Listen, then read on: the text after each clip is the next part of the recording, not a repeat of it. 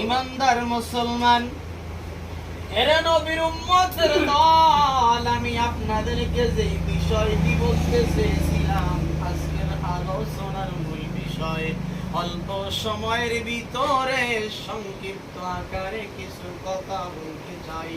আল্লাহ তাআলা পবিত্র কুরআনুল কারীমে জানাই দিলেন, ইয়্যাকা না'বুদু ওয়া ইয়্যাকা নাস্তাঈন। জোরে সোরে বলেন না আল্লাহু আকবার। আল্লাহ তাআলার কাছে আমরা 5 ওয়াক্ত নামাজের মধ্য দিয়ে বারবার বলতেছি, ইয়্যাকা না'বুদু ওয়া ইয়্যাকা নাস্তাঈন।